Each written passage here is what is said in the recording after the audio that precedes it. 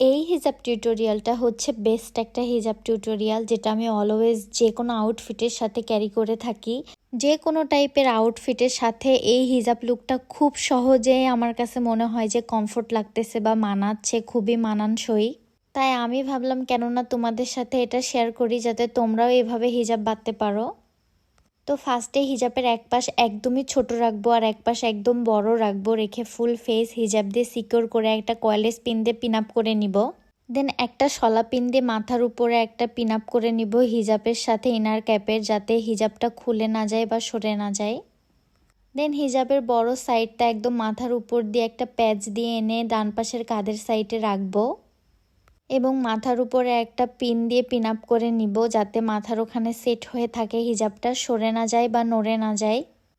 একদম ছোট যে হিজাবটা ছিল সেটা হিজাবের ভিতর দিয়ে সাইড করে দিব, যাতে ওইটা সামনের দিকে না আসে বা ওইটা দেখা না যায়। এবং বড় হিজাবটা হাত দিয়ে 2-3টা প্যাচ দিয়ে নিব, 2-3টা প্যাচ দিয়ে একটা পিন দিয়ে পিন আপ করে নিব।